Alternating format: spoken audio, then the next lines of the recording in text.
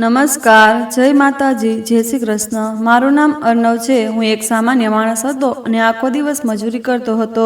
થાકી જતો ત્યારે મને મારી પત્નીની યાદ આવવા લાગતી। મને તેની ખૂબ જ ઝંખના થતી, પરંતુ તે મને પોતાની નજીક આવવા દેતી નહોતી। તેનાથી કંટાળીને મેં તેને બીજા લગ્નની ધમકી આપી દીધી, પરંતુ ધમકીની પણ તેના પર કોઈ અસર થઈ નહોતી। આખરે મેં એક યુવાન છોકરી સાથે લગ્ન કરી લીધા હતા અને મારી બીજી પત્નીને ઘરે લઈ આવ્યો હતો। આ જોઈને મારી પહેલી પત્ની જોરથી હસવા લાગી હતી અને પછી તેણે એવી વાત કહી કે જે સાંભળીને મારા પગ નીચેથી જમીન સરકી ગઈ। રાતના 2 વાગી રહ્યા હતા। આખો દિવસ મજૂરી કર્યા પછી હું ઊંડી નિંદરમાં સૂતો હતો, પરંતુ અચાનક મને મારા રૂમમાં કંઈક હલચલ થઈ રહી હોય તેવું લાગ્યું, જેના કારણે મારી આંખો તરત જ ખુલી ગઈ। ખેર, હું તો થોડીક અવાજે પણ જાગી જતો હતો, પરંતુ આજે ખરેખર કંઈક હલચલ થઈ રહી હતી। મારા રૂમમાં લાઇટ ચાલુ હતી અને મારી પત્ની રૂમમાં હાજર નહોતી। હું તરત જ પરેશાન થઈને ઊભો થઈ ગયો। રાતના 2 વાગ્યા હતા। આ સમયે મારી પત્ની ક્યાં જઈ શકે, કારણ કે તે પથારીમાં હાજર નહોતી। હું તેને શોધવા બાથરૂમ તરફ ગયો, પરંતુ બાથરૂમ પણ અંદરથી ખાલી હતું। મારું દિલ વધુ પરેશાન થઈ ગયું। છેલ્લા કેટલાક દિવસોથી મારી પત્ની જે હરકતો કરી રહી હતી તેના મુજબ અડધી રાતે ઘરમાંથી તેનું ગાયબ થવું ખૂબ જ ખતરનાક હતું। હું રૂમમાંથી બહાર નીકળ્યો ત્યારે આગલો ક્ષણ મને આશ્ચર્યચકિત કરનારો હતો। રસોડામાંથી ખટપટનો અવાજ આવી રહ્યો હતો। હું ધીમે ધીમે રસોડા પાસે આવ્યો અને આગલી ક્ષણે ખૂબ પરેશાન થઈ ગયો, કારણ કે મને જોરદાર ઝટકો લાગ્યો। મારી પત્ની ચૂલા પાસે ઊભી રહીને કંઈક સળગાવી રહી હતી, તે પણ રાતના આ સમયે। હું તરત બોલી ઉઠ્યો, દીપિકા, તું આ શું કરી રહી છે? મારો અવાજ સાંભળીને તે તરત ફરી અને મને જોતાં જ ખૂબ ગભરાઈ ગઈ। તેના ચહેરાનો રંગ ઉડી ગયો હતો, કપાળે પરસેવો આવી ગયો હતો અને હાથ ખૂબ કાંપી રહ્યા હતા। ખબર નહીં કેમ મારું દિલ અચાનક જોરથી ધડકવા લાગ્યું। મને કંઈક બરાબર લાગી રહ્યું નહોતું। તરત રસોડામાં દાખલ થયો અને જેવી મારી નજર ચૂલા પર ગઈ તો ખબર નહીં કેમ મારા મગજમાં કંઈક અટક્યું હોય તેવું લાગ્યું। ચૂલાની નજીક કેટલાક જડેલા કાગળો પડ્યા હતા। હું તેનો હાથ પકડીને બોલ્યો, તું શું સળગાવી રહી છે? આખરે તું શું કરે છે? તારા મનમાં શું ચાલે છે? આ બધું શું થઈ રહ્યું છે? અચાનક તેણે એક જ ઝટકામાં મારા હાથમાંથી પોતાનો હાથ છોડાવ્યો અને મને જોતા બોલવા લાગી, કંઈ નથી, દરેક વખતે તું મારી જાસૂસી કરવામાં લાગી રહે છે। શું આ ઘરમાં શાંતિથી પણ રહી શકતી નથી? હું તેને જોતો રહીને બોલ્યો, શા માટે નહીં? તું આ ઘરમાં શાંતિથી રહી શકે છે। આ ઘર તારું જ છે, તું આ ઘરની માલિક છે, મારી પત્ની છે, પરંતુ આધી રાતે રસોડામાં ઊભા રહીને કાગળ સળગાવવાનું આ કેવી અકલમંદી છે? હવે તું આ વિશે થોડો પ્રકાશ નાખશે? મને કહીશ કે તું આ શું કરી રહી છે? મારી વાત સાંભળીને તેણે ચૂલો બંધ કરી દીધો અને મારી નજીકમાંથી નીકળવા બોલવા લાગી, બિનજરૂરી મારી પાછળ ન લાગ। હું ક્યાં બેઠી છું, શું કરું અને કોની સાથે વાત કરું? તું હંમેશા આ જ વાતોની ટોકાટોકી કરે છે। ભગવાનના ખાતર મને પણ શાંતિનો શ્વાસ લેવા દે। સ્ત્રી હોવું કોઈ ગુનો નથી। હું તારી નોકરાણી નથી। તને શું લાગે છે કે હું દર વખતે તારા આવા સવાલોનો જવાબ આપતી રહીશ, જેનું કારણ કોઈ જ નથી? તે મારી આંખોમાં આંખો નાખીને વાત કરી રહી હતી। હું તેને જોતો રહી ગયો। મને યાદ આવ્યું કે લગ્નની પહેલી રાતે તેણે મને પ્રેમથી કહ્યું હતું કે અમે સ્ત્રીઓ પતિઓની સેવા કરવા માટે જ આ દુનિયામાં આવીએ છીએ। જે સ્ત્રી પતિની સેવા નથી કરતી તે ખૂબ મોટી પાપી હોય છે। ઉપરવાળાએ અમને પતિની સેવા માટે જ આ દુનિયામાં મોકલ્યા છે અને આજે તેની આ વાતે ન જાણે કેમ મને અંદરથી અજીબ સ્થિતિમાં લાવી દીધો હતો। તે રસોડામાંથી પોતાના રૂમમાં ચાલી ગઈ। પહેલાં તે કહેતી હતી કે પતિની સેવા કરવી એ પત્નીનું કર્તવ્ય છે અને આજે તે જ પત્ની મારી સાથે ઊંચા અવાજે અને મારી આંખોમાં આંખો નાખીને વાત કરી રહી હતી। હું તેને જોતો રહી ગયો। તે રસોડામાંથી પોતાના રૂમમાં ચાલી ગઈ। થોડીવાર પછી મને હોશ આવ્યો। જે કાગળો સળગી ગયા હતા તેને હથેળી પર રાખીને ધ્યાનથી જોવા લાગ્યો, પરંતુ તેમાં કંઈ એવું સમજાયું નહીં જેના કારણે હું મારી પત્ની પર શંકા કરું। ફિલહાલ હું મારું માથું પકડીને ચૂપચાપ મારા રૂમ તરફ આગળ વધી ગયો। જેવો હું રૂમમાં દાખલ થયો તેની લાઇટ બંધ કરી દીધી હતી અને માથાથી પગ સુધી ઢાંકીને ગાઢ નીંદરમાં સૂઈ ગઈ હતી। મને તેનું વર્તન બિલકુલ સમજાતું નહોતું। દિવસે ને દિવસે તે મારી સાથે ઉકળેલી રહેવા લાગી હતી, બદતમીજી કરતી, ચીસો પાડતી, નજીક જતાં રડવા લાગતી। તેની આ વિચિત્ર આદતો મને વધુ પરેશાન કરી રહી હતી। આજની આ ઘટનાએ તો મને વધુ પરેશાનીમાં નાખી દીધો હતો। મેં દિલમાં નક્કી કરી લીધું હતું કે સવાર થતાં જ હું મારી પત્ની સાથે આ વિશે અંતિમ વાતચીત કરીશ। હું આ વાતને નહીં છોડું કે આધી રાતે રસોડામાં તું શું કરી રહી હતી? એ શું હતું જે ચૂલા પર સળગાવી રહી હતી? કોઈના પત્રો હતો કે બીજી વસ્તુ?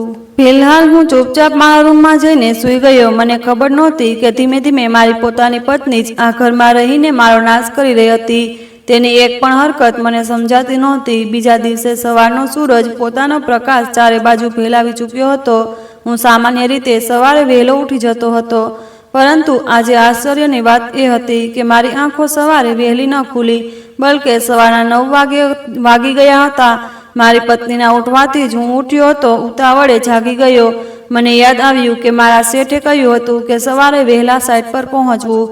મારી પત્નીએ મને ઉઠાડીને રસોડામાં જતી રહી. જ્યારે હું ગભરાતા બાથરૂમમાં ગયો અને નાહી ધોઈને બહાર આવ્યો તો મારી પત્નીએ નાસ્તો તૈયાર કરી દીધો હતો, પરંતુ હું કામ માટે એટલો મોડો થઈ ગયો હતો કે નાસ્તો કરવાનો સમય જ નહોતો. મેં તેને ખાવાનું પેક કરવા કહ્યું અને હું બરામદામાં લગાવેલા નાના અરીસામાં વાળ બનાવવા લાગ્યો. હું હમણાં જ કાસ્કો અરીસા પાસે મૂકવા જતો હતો ત્યારે અચાનક અરીસા નજીક કેટલીક જળેલી સિગરેટ પડેલી હતી. તે જોઈને હું આશ્ચર્યચકિત થઈ ગયો, કારણ કે હું સિગારેટ પીતો નથી અને મારા સિવાય આ ઘરમાં બીજો કોઈ પુરુષ નહોતો. મેં નીચે નમીને તે સિગારેટના નાના કાગળ ઉપાડ્યા તો મારી પત્ની તરત જ મારી પાસે આવી ગઈ. હું તેને કંઈક પૂછવા જતો હતો ત્યાં તેણે મારા હાથમાંથી તે કાગળ ઝટકતા કહ્યું, કાલે મારા મોહિતભાઈ આવ્યા હતા. તેમણે પીધી હતી. ખબર નહીં તેમને શું થઈ ગયું છે. આજકાલ તેમણે સિગારેટ પીવાનું શરૂ કરી દીધું છે. મોહિત મારો સાળો હતો. હું તેને જોતા બોલ્યો, પરંતુ મોહિત તો ગ્વાલિયર ગયો છે. તે આપણા ઘરે કેવી રીતે આવી શકે અને બિનજાણકાર આવે તે શું કામ? મેં તેને આ રાતે પણ એ જ વાત કહી હતી. ખેર, મેં તો તને દિવસે પૂછ્યું હતું કે કોઈ આવ્યું હતું કે નહીં. મારી આ વાત પર મારી પત્ની ખૂબ ગભરાઈ ગઈ અને કપાળનો પરસેવો સાફ કરતા બોલી, 10 વાગવાના થયા છે. તમારે નીકળવું નથી? શું કામ આટલી વાર કરો છો? જ્યારે સાંજે પાછા આવશો ત્યારે બધી વાત વિગતે પૂછી લેજો. તમે તો મારી સાથે એવી પૂછપરછ કરો છો જાણે હું કોઈ ચોરી કરી રહ્યો હોઉં. મોહિત તો ક્યારનો ઘરે પાછો આવી ગયો છે. પત્નીની વાત સાંભળીને મેં તેના હાથમાંથી ખાવાનું લીધું અને માથું હામાં નિશાનીમાં હણાવીને ચૂપચાપ બહાર નીકળી ગયો. પરંતુ હવે ન જાણે કેમ મને મારી પત્નીની હરકતો ખૂબ જ અજીબ લાગવા લાગી હતી. મેં એક નજર મારી પત્ની પર નાખી, જે અરીસા પાસે ઊભી રહીને પોતાનો પરસેવો સાફ કરી રહી હતી. હું ચૂપચાપ ઘરની બહાર નીકળી ગયો, પરંતુ દિલમાં એક ભાગદોડ મચી ગઈ હતી. મને કંઈ બરાબર લાગી રહ્યું નહોતું. હું બધી વાતો ભૂલીને સાઈડ તરફ નીકળી ગયો, કારણ કે જો હું કામ કરું તો જ ઘર ચલાવી શકું. કામની જગ્યાએ પહોંચ્યો તો શેઠજી ખૂબ ગુસ્સે થયા. તેમણે કહ્યું, જે સમય હું તમને કહું છું તમે લોકો શા માટે નથી સાંભળતા? એ સમયે શા માટે નથી આવતા? મોડું શા માટે કરો છો? પરંતુ થોડું ઘણું સંભળાવીને તેમને મને છોડી દીધો, કારણ કે હું સમયનો ખૂબ પાબંદ માણસ હતો. આજે પહેલીવાર મને મોડું થયું હતું અને પહેલીવાર જ મને શેઠજીનો ઠપકો સાંભળવો પડ્યો હતો. હું ચૂપચાપ મારા કામમાં લાગી ગયો હતો, પરંતુ મગજમાં મારી પત્નીની હરકતો ચાલી રહી હતી. મને કંઈ જ સારું લાગી રહ્યું નહોતું. છેલ્લા કેટલાક દિવસોથી મારી પત્નીનું વર્તન મારી સાથે ખૂબ જ વિચિત્ર થઈ ગયું હતું. તે મારી સાથે વધુ વાતો નહોતી કરતી, મારી સાથે બેસતી નહોતી કે ન તો મારી સાથે ખાવાનું ખાતી. જ્યારે પણ હું તેને મારી સાથે ખાવા માટે કહેતો તો તે હંમેશા મોં બનાવીને રહેતી અને કહેતી, મેં ખાઈ લીધું છે, હવે મને ફરીથી ભૂખ નથી. મારા પેટમાં એટલી જગ્યા નથી કે હું તારી સાથે ખાઈ શકું. જો કે તેના હિસ્સાની રોટલી રાખેલી હોય, જે જોઈને હું સમજી જતો કે તે જૂઠું બોલે છે. પરંતુ જ્યારે તેને મારી સાથે ખાવું પસંદ નહોતું તો મેં પણ થોડા સમય પછી તેને ખાવા માટે કહેવાનું છોડી દીધું હતું. પરંતુ હવે કેટલીક વિચિત્ર હરકતો થવા લાગી હતી. જ્યારે પણ હું તેની નજીક જવાનો પ્રયાસ કરતો, તે મને ઠપકો આપીને દૂર કરી દેતી અને કહેતી, મારાથી દૂર રહો, મારી નજીક ન આવતા. કેટલી વાર તો એવું પણ થયું હતું કે આ વાતને લઈને અમારી વચ્ચે ખૂબ ઝઘડા થયા હતા. પરંતુ તેનું કહેવું હતું કે આ બધાથી કંટાળી ગઈ છે, તે પણ મનુષ્ય છે, તેને પણ સમયની જરૂર છે અને હું હાલમાં તેને ફક્ત સમય જ આપી રહ્યો હતો. હું તેની સાથે જબરદસ્તી કરીને તેને મારો દુશ્મન નહોતો બનાવવા માંગતો, પરંતુ કાલ રાતની વિચિત્ર હરકત અને આજે સવારે સિગારેટ મળવી ન જાણે કેમ મને કંઈક બીજું જ સંકેત આપી રહી હતી. કારણ કે મારો સાળો મોહિત સિગારેટ નથી પીતો. એકવાર અમે બંને એક કેબિન પર ઊભા રહીને સામાન લઈ રહ્યા હતા, ત્યારે અમારી સાથે એક માણસ ઊભો હતો અને તે સિગારેટ પીવા લાગ્યો. તેને જોઈને મોહિત તરત જ તેની નજીકથી હટી ગયો હતો, કારણ કે તેને સિગારેટના ધુમાડાથી એલર્જી થાય છે. જો તે સિગારેટની ગંધ સહન ન કરી શકતો હતો તો તે પોતે કેર તે પી શકે. આ વાત સાચી હતી અને હજી પણ સાચી હતી. આ હું ખૂબ સારી રીતે જાણતો હતો, પરંતુ મારી પત્ની જૂઠું કેમ બોલી રહી છે અને આપણા ઘરમાં એવું કોણ આવ્યું હતું જે સિગારેટ પીને ગયું અને મારી પત્ની તે વ્યક્તિને મારાથી કેમ છુપાવવા માંગે છે. આખો દિવસ મારો ખૂબ જ વિચિત્ર રીતે પસાર થયો. મારાથી ન તો કંઈ ખવાતું હતું, ન તો બરાબર કામ થઈ રહ્યું હતું. સાંજના 5 વાગ્યે જ હું શેઠજી પાસેથી રજા લઈને ઘરે પાછો આવી ગયો.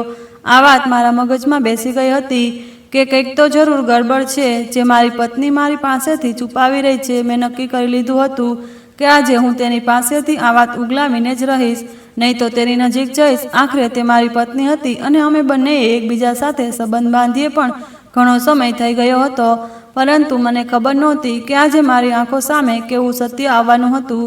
થોડું સામાન્ય મુસાફરી કર્યા પછી હું મારા ઘરે પહોંચી ગયો. મારા ઘરનું તાળું ચાવીવાળું હતું. મેં હમણાં જ ચાવી લગાવી હતી, ત્યાં અચાનક મને અંદરથી ચીસોનો અવાજ આવવા લાગ્યો. આ અવાજ ખૂબ જ ખતરનાક હતો. મેં દરવાજો ખોલવાનો પ્રયાસ કર્યો, પરંતુ અંદરથી કુંડી લાગેલી હતી. મેં ઝડપથી દરવાજો ખખડાવ્યો. મને મારી પત્નીની ચિંતા થવા લાગી, કારણ કે આ સમયે ઘરમાં તેજ હતી. અમારી વચ્ચે ગમે તેટલી ગેરસમજ કે ઝઘડા હતા, પરંતુ તે તો મારી પત્ની જ હતી, મારા ઘરની ઇજ્જત હતી. મને તેની ચિંતા થઈ રહી હતી. દરવાજો ખખડાવતા જ અચાનક અંદરથી અવાજ આવવાનું બંધ થઈ ગયું. હું બહાર ઊભો રહીને ચીસો પાડી, દીપિકા, દરવાજો ખોલ, અંદર કોણ છે? પરંતુ હવે અંદરથી કોઈ અવાજ આવી રહ્યો નહોતો અને સંપૂર્ણ શાંતિ છવાઈ ગઈ હતી.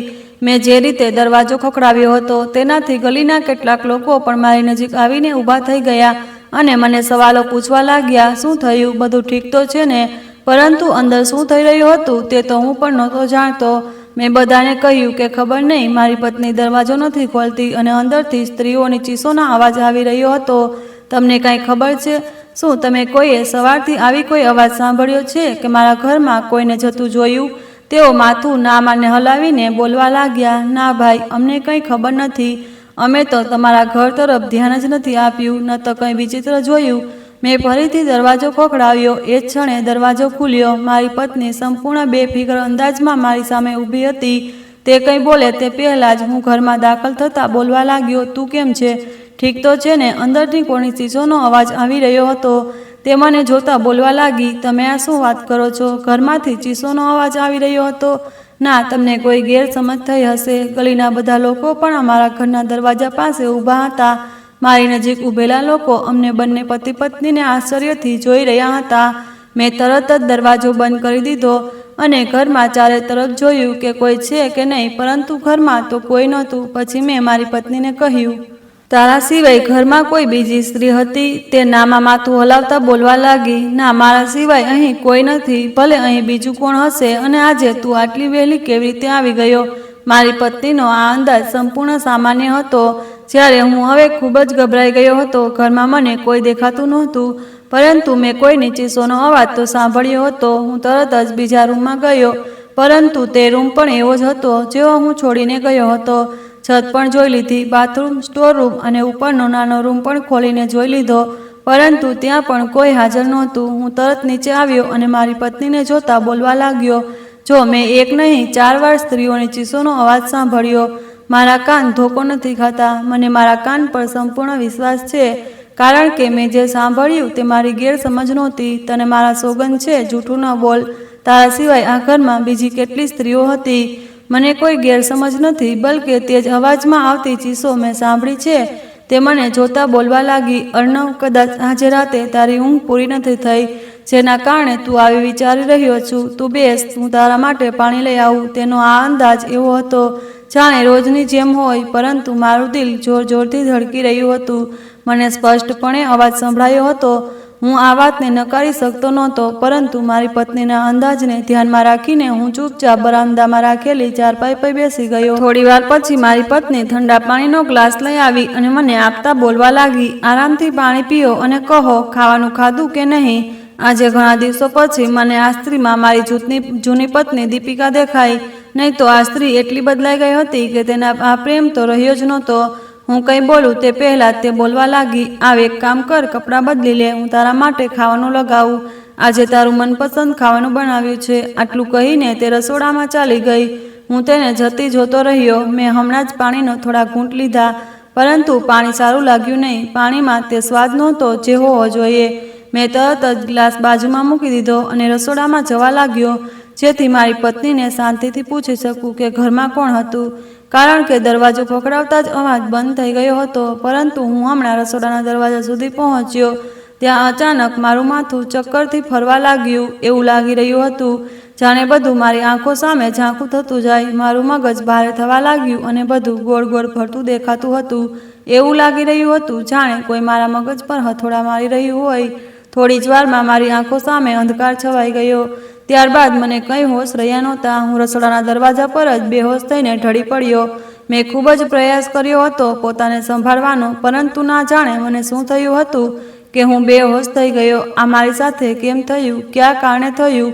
આ મને સમજાતું નહોતું. મારી આંખો લગભગ થોડા કલાકો પછી ખુલી, પરંતુ જ્યારે મને હોશ આવ્યો ત્યારે હું રૂમના પલંગ પર પડ્યો હતો. થોડીવાર હું ચૂપચાપ પડ્યો રહ્યો અને છત તરફ જોતો રહ્યો. થોડીક ક્ષણો પછી મારું મગજ હોશમાં આવવા લાગ્યું. હું જાગી ગયો હતો, પરંતુ મારા માથામાં ખૂબ તીવ્ર દુખાવો થઈ રહ્યો હતો.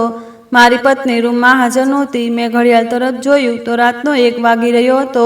અમે બંને પતિ પત્ની સામાન્ય રીતે અમારા બધા કામથી મુક્ત થઈને રાતના 10 વાગ્યે સૂઈ જતા હતા, જેથી સવારે સૂરજની પહેલી કિરણે ઉઠી શકીએ.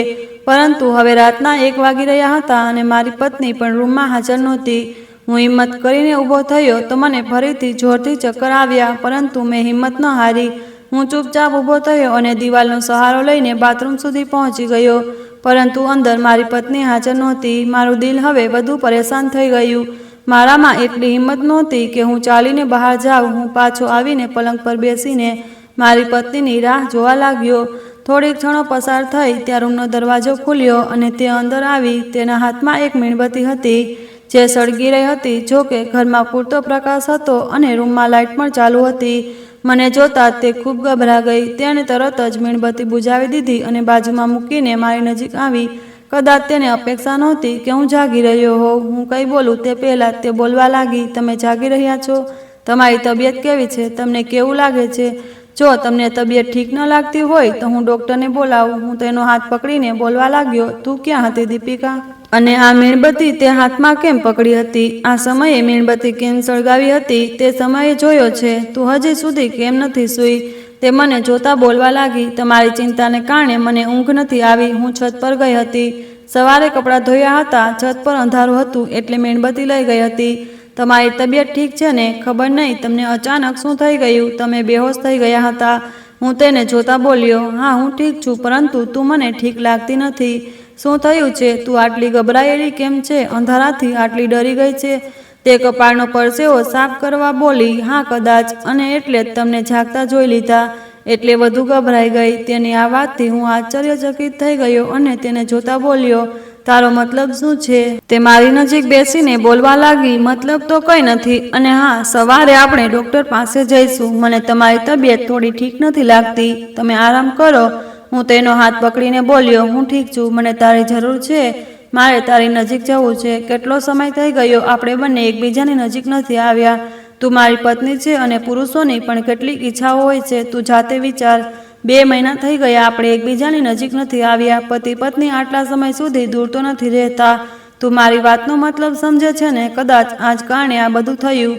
તે મારી પાસેથી એવી રીતે દૂર થઈ ગઈ જાણે હું કોઈ અછૂત વસ્તુ હોઉં અને મને જોતા બોલવા લાગી, તમને શું થઈ ગયું છે? તમારી તબિયત આટલી ખરાબ છે અને તમારા મગજમાં તે જ ફાલતુ વાતો સવાર છે. તમારા મન અને દિલને થોડું કાબૂમાં રાખવાનું શીખો અને આરામ કરો. અને જો તમે પોતાનો કાબૂ નથી કરી શકતા તો હું બહાર જતી રહું. મને કોઈ ફરક નથી પડતો.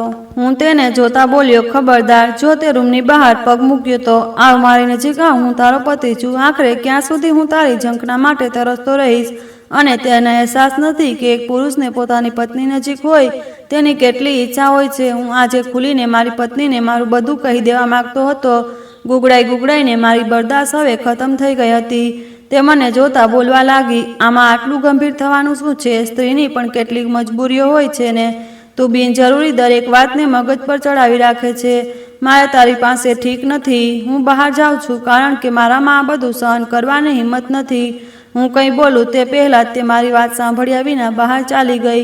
હું તેને જતા આશ્ચર્યથી જોતો રહી ગયો. 2 મહિનાથી તે મને નજરઅંદાજ કરી રહી હતી, પરંતુ હું એક પુરુષ હતો. આખરે ક્યાં સુધી તેની ઝંખના માટે તરસતો રહેત? હું ફરીથી હિંમત કરીને ઊભો થયો. આજે મેં નક્કી કરી લીધું હતું કે હું તેને હાંસલ કરીને જ રહીશ, ભલે ગમે તે થાય. તે મારાથી નારાજ થાય તો થાય, પરંતુ તે મારી પત્ની છે અને તેના પર મારો પૂરો હક છે. કદાચ મારા અંશને ઠેસ પહોંચી શકે કારણ કે તેનો ઇનકાર કરવો, તેનું મારી નજીકથી ઉઠીને ચાલી જવું મને બિલકુલ સારું નહોતું લાગતું. હું મહા મહેનતે બહાર આવ્યો. તે બહાર સોફા પર સૂતેલી હતી. હું તેના માથા ઉપર ઊભો રહ્યો અને તેને જોતા બોલવા લાગ્યો, ચાલ અંદર આવ, મને તારું અસ્તિત્વ જોઈએ. બસ, બહુ થયું. હવે હું તારા નખરા નથી જોઈ શકતો. દીપિકા, તને મારો બિલકુલ અહેસાસ નથી. મેં તારી સાથે લગ્ન શા માટે કર્યા હતા? એક પુરુષ આખરે લગ્ન શા માટે કરે છે? અને તું પણ તો લગ્નની પહેલી રાતે ખૂબ મોટી મોટી વાતો કરતી હતી ને. હવે શું થયું? હવે તો તને તારા પતિની પણ કોઈ ચિંતા નથી. તે મને જોતા બોલવા લાગી, તારી વાતોનો શું મતલબ છે? પુરુષ લગ્ન શા માટે કરે છે? જાહેર છે કે પોતાનું ઘર સંભાળવા માટે એક સ્ત્રી તેના જીવનમાં સામેલ થાય, તેનું જીવન ખીલવા માંડે. તેનું સ્ત્રીની જરૂર હોય જીવનને સુંદર બનાવવા માટે. ફક્ત હવસ માટે સ્ત્રી નથી હોતી. આ વાત તું કેમ નથી સમજતો? હું તરત બોલી ઉઠ્યો, આને હવસનું નામ ન આપ. આ પુરુષોની ઈચ્છા હોય છે. હું તારી પાસે કોઈ નાજાયજ ઈચ્છા નથી માગતો. તું મારી પત્ની છે, મારા માટે કોઈ અજાણી સ્ત્રી નથી. અને હું મારી ઈચ્છા મારી પત્ની પાસેથી પૂરી નહીં કરું તો કોની પાસે? તે પોતાની જગ્યાએથી ઊભી થઈને બોલવા લાગી, તારા દિલમાં જે આવે તે કર, પરંતુ મને પરેશાન ન કર. મારું દિલ પણ નથી તારી સાથે વાત કરવાનું. મારે ઉપર જવું છે. તું તેની કાંડી પકડીને બોલ્યો, દીપિકા, મારા ગુસ્સાને વધુ ન ઉશ્કેર. 2 મહિના થઈ ગયા છે. હવે હું આ બધું સહન નહીં કરું. ચાલ અંદર આવ. તે મને જોરથી ધક્કો મારતા બોલી, તને જે કરવું હોય તે કર, મને કોઈ ફરક નથી પડતો. તેનો ધક્કો મને આશ્ચર્યચકિત કરી ગયો. જે છોકરી મારા પ્રેમ માટે, મારી સેવા માટે પાગલ હતી, જે છોકરી મારા અસ્તિત્વને એટલો પ્રેમ કરતી હતી કે પોતાની જાત મારી આગળ ન્યોછાવર કરી દેતી, આજે તે છોકરી મારું તેને નજીક ઊભું રહેવું સહન નહોતું થઈ રહ્યું.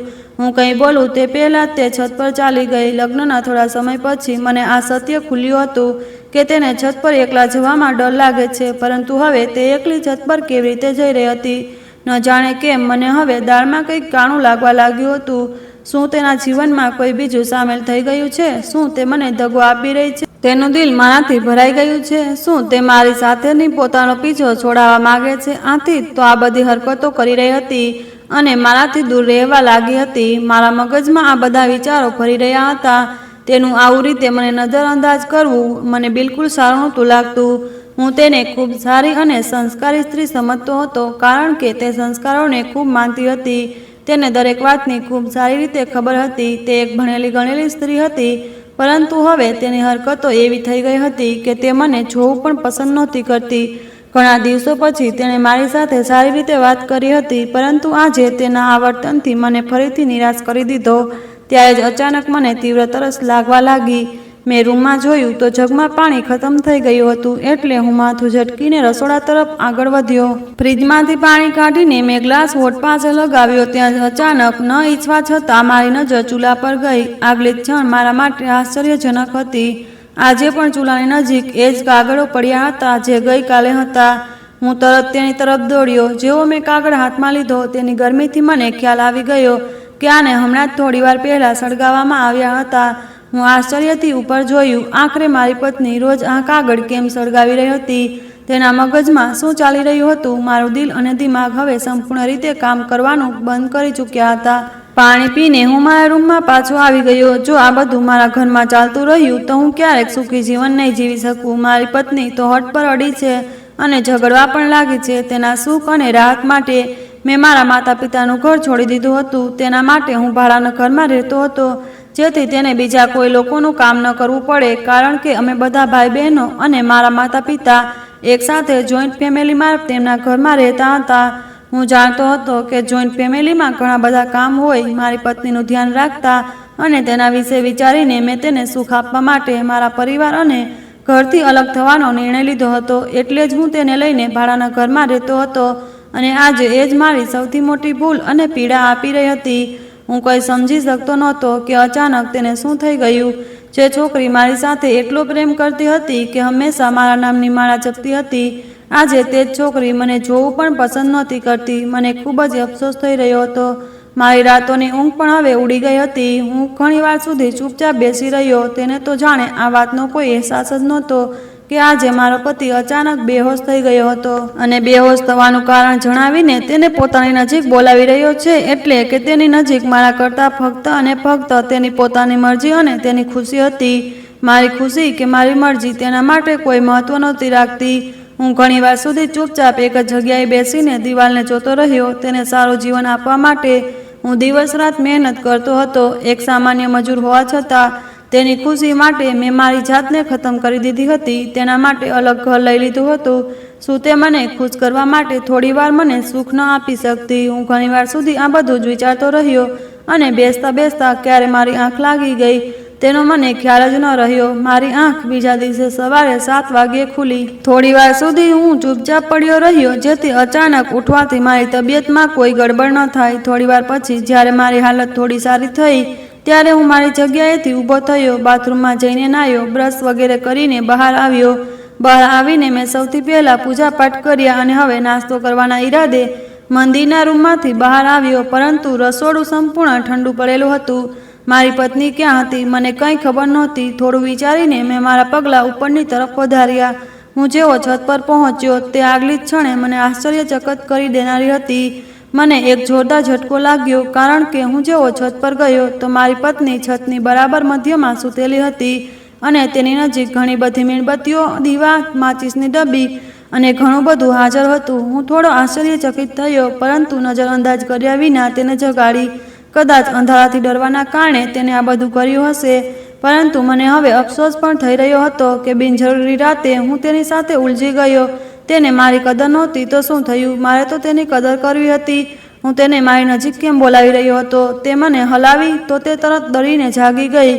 હું તેને કંઈ બોલું તે પહેલાં જ તે બોલવા લાગી, તું ઉપર કેવી રીતે આવી ગયો? તારી તબિયત કેવી છે? તેનો અંદાજ એવો હતો જાણે કોઈ ચોકેલા માણસની જેમ. હું તેને જોતા બોલ્યો, મારા પગે ચાલીને આવ્યો છું, ઉડીને નથી આવ્યો. હવે તું મને નાસ્તો આપીશ કે નહીં, કે પછી હું ભૂખ્યો જ કામ પર જઈશ? જેમ તું મને રોજ નજરઅંદાજ કરે છે, મને નાસ્તો પણ ન આપ. મારી વાત સાંભળીને તે મને જોતા બોલવા લાગી, સમય શું થઈ રહ્યો છે? તેનો અંદાજ ખૂબ ખોવાયેલો હતો, જાણે તે દીપિકા ન હોય જેને હું ઓળખતો ન હતો, જેણે મારી પત્ની હતી. તે ઊભી થઈને બોલવા લાગી, તે પૂજા કરી લીધી? હું તેને જોતા બોલ્યો, સવારના 7:30 વાગી રહ્યા છે. હું તો ન જાણે ક્યારની પૂજા કરી ચૂક્યો છું. રોશની પણ થઈ ગઈ. નાસ્તો આપવાનો ઈરાદો છે કે ભૂખ્યો જ જઈશ? જલ્દી કહે. તે સીડીઓ તરફ આગળ વધતા બોલવા લાગી, ક્યારેય તને ભૂખ્યો મોકલ્યો છે મેં? જે આજે મોકલીશ. નીચે આવ, હું નાસ્તો તૈયાર કરું. ખબર નહીં કેવી રીતે છત પર જ મારી આંખ લાગી ગઈ. આટલું કહીને તે નીચે ચાલી ગઈ. હું આશ્ચર્યથી તેની નજીક પડેલો સામાન જોતો રહ્યો અને માથું ઝટકીને નીચે ચાલ્યો ગયો. તે હવે ઝડપથી મારા માટે નાસ્તો બનાવવા લાગી હતી. હું ચૂપચાપ બાજુમાં બેસી ગયો. જો આખા દિવસનો ખ્યાલ ન હોત તો હું નાસ્તા માટે રોકાતો નહીં. કદાચ ગઈકાલે બેહોશ પણ એટલે જ થયો હતો, કારણ કે મેં આખો દિવસ કંઈ ખાધું નહોતું. લગભગ અડધા કલાક પછી તે નાસ્તો બનાવીને લઈ આવી. મારી ઈચ્છા હતી કે તે મારી સાથે બેસીને નાસ્તો કરે, પરંતુ તે રૂમ તરફ જતા બોલવા લાગી, નાસ્તો કરીને દરવાજો બંધ કરજે, હું સૂવા જાઉં છું, મને ખૂબ ઊંઘ આવે છે. હું તેને આશ્ચર્યથી જોતા બોલ્યો, ઓછામાં ઓછું મને વિદાય તો કર, ત્યારબાદ આરામથી સૂઈ જજે. ખેર, હું આખો દિવસ ઘરમાં નહીં રહું, રાતે જ આવીશ. તું જેટલું ઈચ્છે તેટલું સૂઈ લેજે. તે મને જોતા બોલવા લાગી, નાસ્તો કરી લે. એવું થોડું કે તું હંમેશા માટે જઈ રહ્યો છે? હું સૂવા જાઉં છું, મને પરેશાન ન કર. તારા કારણે આખી રાત હું બેચેન રહી. આટલું કહીને તે રૂમમાં ચાલી ગઈ. હું તેને જતા જોતો રહી ગયો. તેને મારી બિલકુલ પરવા નહોતી. તેની વાતોથી સ્પષ્ટ થઈ રહ્યું હતું, આજે પહેલીવાર તેનું વર્તન મારું દિલ ખૂબ ઉદાસ કરી ગયું. એટલું કે મારી આંખોમાં આંસુ આવી ગયા. લોકો કહે છે ને કે પુરુષોને દુઃખ નથી થતું, તેઓ રડતા નથી, પરંતુ જ્યારે પુરુષને દુઃખ થાય છે ત્યારે તે સૌથી વધુ રડે. હું ચૂપચાપ દિલ મારીને નાસ્તો પૂરો કરી રહ્યો, કારણ કે હવે મારાથી નાસ્તો નહોતો થઈ રહ્યો. એક એક નિવાળો ગળામાં અટકી રહ્યો હતો. હું ઝડપથી નાસ્તો પૂરો કરીને ચૂપચાપ ઘરમાંથી નીકળી ગયો, પરંતુ મારું દિલ એટલું ઉદાસ થઈ રહ્યું હતું કે હું કામની જગ્યાએ જવાને બદલે મારી માતાના ઘર તરફ ચાલ્યો ગયો. કદાચ તેના આંચળમાં થોડીવાર મને સુખ અને રાહત મળી જાય. હું તેમના ઘરમાં દાખલ થયો તો આખું ઘર જાગી ગયું હતું. પિતાજી કામ પર ગયા હતા અને બાકીના ભાઈઓને પણ એ જ કામ શીખવવામાં આવ્યું હતું. તેઓ પણ મજૂરી કરતા હતા અને મજૂરી પર ગયા હતા, એટલે બધા જાગેલા હતા. મને જોતા જ મારા ઘરમાં જાણે રોનક આવી ગઈ. હું મારી માતાની બાજુમાં જઈને ચૂપચાપ બેસી ગયો. મને ચૂપ જોઈને તેઓ બોલવા લાગ્યા, શું થયું બેટા, આટલો ચૂપ કેમ છે? તું ઉદાસ શબ્દોમાં બોલવા લાગ્યો. કંઈ નહીં માં, બસ મારી પત્નીના કારણે થોડો પરેશાન છું. તેમણે કહ્યું, તેને શું થયું છે અને તું નાસ્તો કરીને આવ્યો છે કે નહીં? મેં માથું હલાવીને હા કહ્યું અને ધીમે ધીમે ટૂંકા શબ્દોમાં તેમને આખી વાત જણાવી, કારણ કે તેમની પાસેથી કંઈ છુપાવવાનો કોઈ ફાયદો નહોતો. તે મારી માતા હતી, મારાથી મોટી અને સમજદાર હતી. તે મને વધુ સારી રીતે સમજાવી શકતી હતી. મારી વાતો સાંભળીને તે થોડીવાર ચૂપ રહી અને પછી મને જોતા બોલવા લાગી, એક પતિ માટે બધું જ તેની પત્ની હોય છે.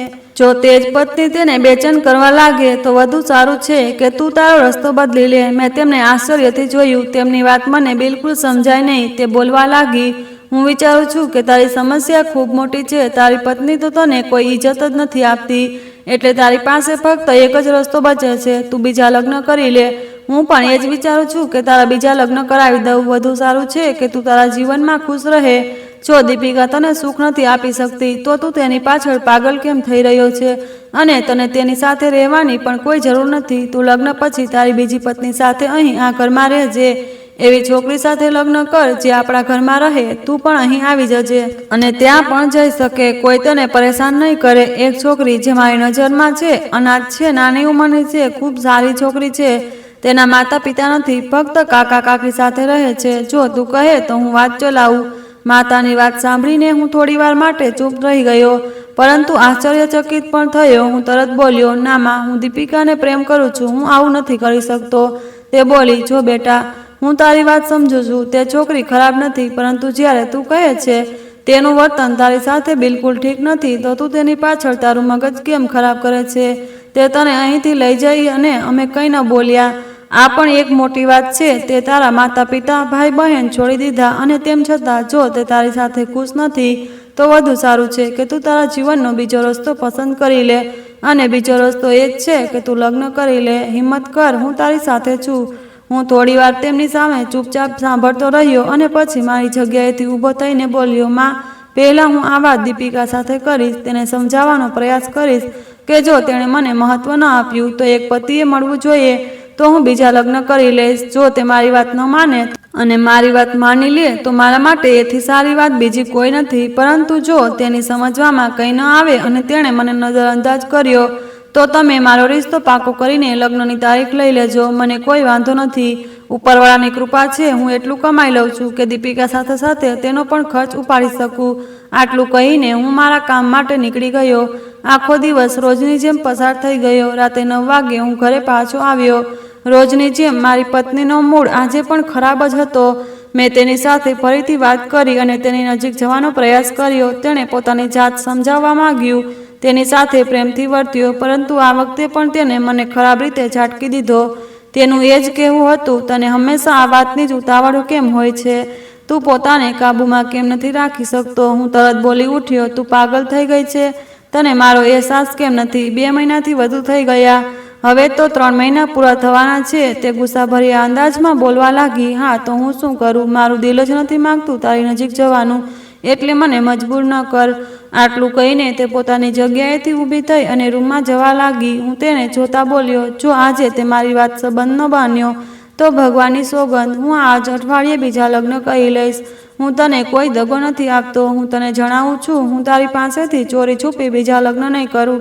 તને જણાવીને કરીશ, તેથી તને અહેસાસ થાય કે તું જાતે જ તારા હાથે તારા પતિને દૂર કરી રહી છે. મારી પાસે લગ્ન માટે એક છોકરી પણ છે અને બીજું ઘર પણ છે જ્યાં હું તેને રાખી શકું. મારી વાત સાંભળીને તે તરત પાછી વળી અને મને જોતા હસીને બોલવા લાગી, ચાલો, આ તો ખૂબ સારી વાત છે. સારું થશે તું બીજા લગ્ન કરી લે, કારણ કે આ જીવનમાં મારી નજીક આવવું તારા માટે હવે શક્ય નથી. આટલું કહીને તે રૂમમાં ચાલી ગઈ. એનો મતલબ એ હતો કે તેને મારા બીજા લગ્નથી પણ કોઈ ફરક નહોતો પડતો. તે ઈચ્છતી હતી કે હું તેનાથી દૂર રહેવા માટે બીજા લગ્ન કરું. એટલે જ તેને બિલકુલ અફસોસ નહોતો કે તેનો પતિ તેની હાજરીમાં બીજી સ્ત્રી સાથે લગ્ન કરવાની વાત કરી રહ્યો છે. પરંતુ હવે મારો ગુસ્સો પણ આસમાને પહોંચી ગયો હતો. એટલે મેં ફોન ઉપાડ્યો અને મારી માતાને બીજા લગ્ન માટે હા પાડી દીધી, કારણ કે હવે હું આ સ્ત્રીથી પૂરી રીતે કંટાળી ગયો હતો. જે માણસને મારી કદર જ નથી, હું તેની કદર કેમ કરું? સમય પોતાની ગતિએ ચાલી રહ્યો હતો. મંગળવારનો દિવસ હતો. મારા લગ્ન થઈ ગયા અને જે છોકરી સાથે લગ્ન થયા તેનું નામ રેણુકા હતું. તે અનાથ હતી. તેના માથે કોઈનો સહારો નહોતો અને નાની ઉંમરથી જ કુંવારી પણ હતી. મારો ઈરાદો પહેલા મારા ઘરે જવાનો હતો, જેથી હું મારી પત્નીને આ છોકરીનો પરિચય આપી શકું. ત્યારબાદ પાછો આવીશ. હું તેને લઈને મારી પત્ની પાસે ભાડાના ઘરમાં ગયો. મને ખબર નહોતી કે આજે મારા પર કેવી મુસીબતનો પહાડ તૂટવાનો હતો, કેવી રીતે મારી સામે દરેક હકીકતનો પડદો ઊંચો થવાનો હતો, મારા ચહેરા પર કેટલો જોરદાર તમાચો પડવાનો હતો. આ વાત સાચી છે કે જ્યારે તું સંપૂર્ણ તપાસ કર્યા વિના અને મારા માતા પિતાને આગળ કરીને સાચો નિર્ણય લેવાનું શરૂ કરે છે, ત્યારે જીવન અને તેઓ તમાચો આપે છે કે તું ક્યાંયનો નથી રહેતો. તે છોકરી મારા ઘરે જવાની કતરાઈ રહી હતી. તેના દરેક અંદાજથી ખબર પડતી હતી કે તે મારી સાથે જવા નથી માંગતી. ચોક્કસ તે મારી પહેલી પત્નીને મળવા નહોતી માંગતી, પરંતુ હું આવું નહોતો ઈચ્છતો. મારી અને દીપિકા વચ્ચે ગમે તેટલા ઝઘડા હતા, પરંતુ હું તેને તે સ્થાન આપવા માંગતો હતો જે તેનું હતું. હું જબરદસ્તીથી આ છોકરીને અહીં લઈ આવ્યો હતો. મારી માતાએ પણ મને સમજાવ્યું હતું, પરંતુ હું રોકાયો નહોતો. જેવો હું ગાડીમાંથી ઉતર્યો, તે મારી બીજી પત્નીએ મારો હાથ પકડીને કહ્યું, તમે મને અંદર ન લઈ જાઓ. તમારી પત્નીનું દિલ ઉદાસ થઈ જશે. પ્લીઝ મને લઈને ન જાઓ. હું અહીં જ બેસી રહું. તમે ફક્ત તેને જણાવી આવો કે તમે લગ્ન કરી લીધા. મારું અંદર જવું ખૂબ પીડાદાયક સાબિત થશે. તમે આ વાત કેમ નથી સમજતા? હું તેને જોતા બોલ્યો, તું મારી બીજી પત્ની છે. હું તને એ જ ઇજ્જત આપવા માગું છું જે દીપિકાની છે, અને દીપિકાને પણ તેનો હક આપવા માગું છું, તેનું સ્થાન આપવા માગું છું જે તેનું છે. બહેતર રહેશે તું ડર નહીં, હું તારી સાથે છું. આમ કહીને મેં તેનો હાથ પકડ્યો અને તેને લઈને ઘરમાં દાખલ થયો. જેવો હું રૂમની નજીક આવ્યો, મારી પત્ની દરવાજા પર જ ઊભી હતી. હું તેને જોતા બોલવા લાગ્યો, ઘણા દિવસોથી હું તને મારી મુશ્કેલીઓ વિશે કહી રહ્યો હતો. હું તારી સામે મારી છાત ખુલ્લી મૂકી રહ્યો હતો. જો કે મેં ક્યારેય નહોતું વિચાર્યું કે તારી સાથે આવી વાત આટલા ખુલ્લા અંદાજમાં કરીશ. મેં તને તે વાત કહી, પરંતુ તેમ છતાં તે મારી કદર ન કરી. તારા માટે તો તારું અસ્તિત્વ વધુ મહત્વનું હતું, પત્નીની મરજી નહીં. પતિનું તો તારી નજરમાં કોઈ મહત્વ જ નહોતું, એટલે મેં તારા કહેવા પર બીજા લગ્ન કરી લીધા. આ વાત કરીને હું તને દુઃખ નહોતો આપવા માંગતો, પરંતુ હું તને અહેસાસ કરવા માગું છું કે તું મારા માટે મહત્વની છે અને હંમેશા રહીશ. તું આ ઘરમાં રહીશ અને મારી બીજી પત્ની રેણુકા મારા માતાના ઘરમાં રહેશે. તને કોઈ વાંધો છે? હું આગળ કંઈ બોલું તે પહેલાં તે પાછળ વળી. મારી બીજી પત્નીને જોતા તે જોરથી હસવા લાગી અને મને જોતા બોલવા લાગી, તને ખબર છે કે હું તને મારી નજીક કેમ નથી આવવા દેતી? હું તરત બોલી ઉઠ્યો, આ જ પ્રશ્ન તો હું તને ઘણીવાર પૂછી ચૂક્યો છું, પરંતુ તું હંમેશા એક જ વાત કહે છે કે તારું મન નથી, તું કંટાળી ગઈ છે. તારા માટે મારી ઈચ્છા અવશ્ય છે, તો શું કરું? મેં લગ્ન કરી લીધા કારણ કે હું કોઈ ખોટું કામ નહોતો કરવા માંગતો. મારી વાત સાંભળીને દીપિકા થોડીવાર ચૂપ રહી અને પછી અચાનક રડવા લાગી. તેનું આવું રડવું મને ખૂબ અજીબ લાગ્યું. તેણે જાતે જ કહ્યું હતું કે હું બીજા લગ્ન કરી લઉં, તો પછી તે આવી રીતે કેમ રડી રહી હતી? અચાનક તે ઘૂંટણ પર બેસી ગઈ અને પોતાના વાળને જોરથી ખેંચવા લાગી. મારી બીજી પત્ની તેની નજીક જવા લાગી તો મેં તેને રોકી દીધી. હું બિનજરૂરી વાતને વધારવા નહોતો માંગતો. જે રીતે તે રડી રહી હતી તેના અંદાજથી સ્પષ્ટ થઈ રહ્યું હતું કે કદાચ તે તેના પર હાથ પણ ઉપાડી લે. હું જ તેની નજીક ગયો અને તેના હાથ ચૂમતા બોલવા લાગ્યો, તું કેમ રડે છે?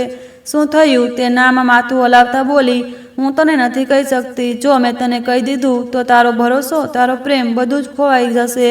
તેની વાત સાંભળીને હું તરત બોલ્યો, હું વચન આપું છું દીપિકા, તારું તે સ્થાન રહેશે જે તારું હતું. મને કહે, શું થયું? થોડી ક્ષણો તે ચૂપ રહી અને પછી માથું નમાવીને બોલવા લાગી, હકીકત કહી દઈશ તો શું બધું પહેલાં જેવું થઈ જશે?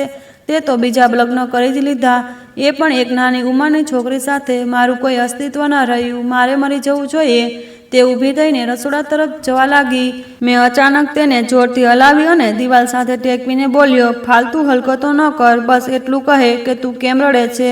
જ્યારે તું જાતે આ બધા માટે તૈયાર હતી, તે ઈચ્છ્યું હતું કે હું બીજા લગ્ન કરું, તો પછી હવે આ બધું કેમ? મારી વાત સાંભળીને તે થોડીવાર ચૂપ રહી અને પછી માથું નમાવીને બોલી, આ બધું મને એક તાંત્રિક બાબાએ કરવાનું કહ્યું હતું. મેં કહ્યું, કયો તાંત્રિક બાબા? અને તે આવું કેમ કહેશે? તું ક્યાં ગઈ હતી? તે થોડીવાર ચૂપ રહી અને પછી ફરી નિરાશ થઈને જમીન પર બેસી ગઈ. હું હવે થોડે દૂર ઊભો રહ્યો.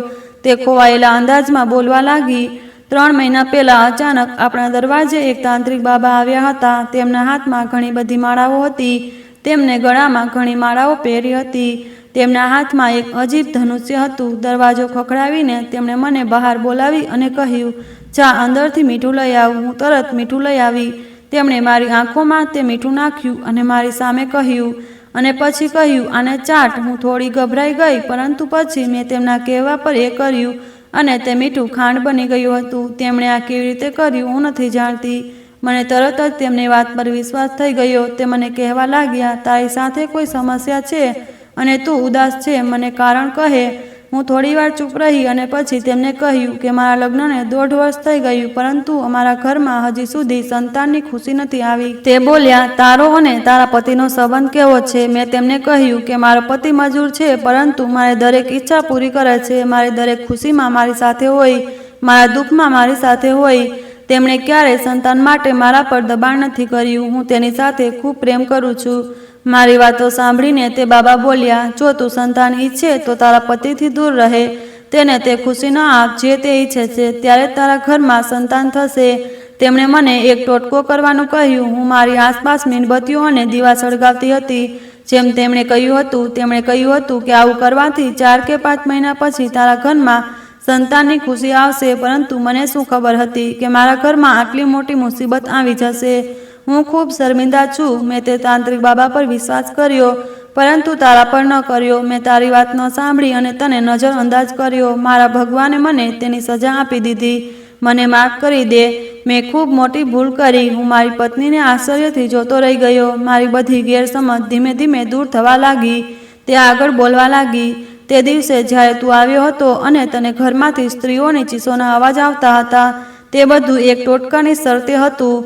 તે મારી પાસે કાળું જાદુ કરાવી રહ્યા હતા, જેનાથી હું તને મારા વશમાં કરી લઉં. તે મંત્ર પૂરો નહોતો થયો કે તું ઘરે પહોંચી ગયો અને બધું અધૂરું રહી ગયું. હું અવારનવાર આ બાબા પાસે જતી રહેતી. હું તેમની ભક્ત બની ગઈ હતી, પરંતુ હવે મને અહેસાસ થયો છે કે આ બધી ફાલતી વાતો છે. જે થવાનું હોય તે ઉપરવાળાની મરજીથી જ થાય.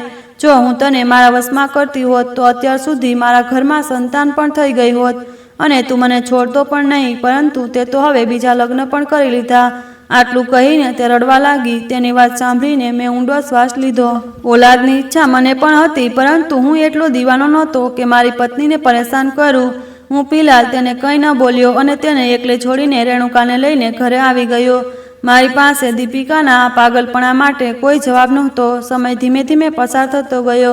મારી બીજી પત્નીને મારા ઘરે આવીએ 3 મહિના થવા આવ્યા હતા અને તેને ઓલાદની ખુશી પણ મળી ગઈ હતી. જ્યારે મારી પહેલી પત્ની હજુ સુધી મને ઓલાદની ખુશી નહોતી આપી શકી, પરંતુ હું તેને ખૂબ પ્રેમ આપું છું, કારણ કે તે ખૂબ લાગણીશીલ છે. પરંતુ તે ધીમે ધીમે પાગલ થતી જઈ રહી હતી.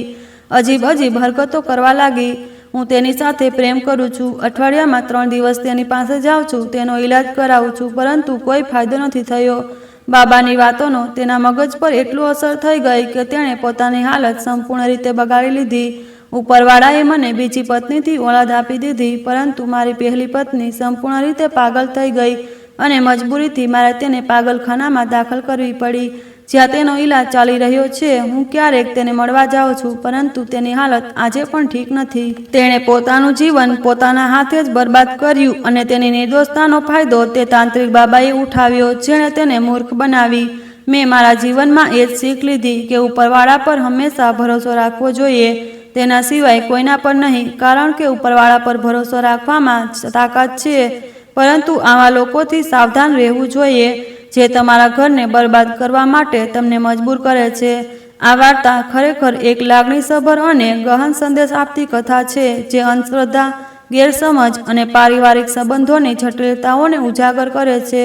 જો તમને આ વાર્તા પસંદ આવી હોય તો તેને લાઈક કરો, અને જો તમે ચેનલ પર નવા હો તો ચેનલને સબસ્ક્રાઈબ કરો અને નોટિફિકેશન બેલ દબાવવાનું ન ભૂલો, જેથી આગામી અપડેટ તમને સૌથી પહેલાં મળે. આભાર.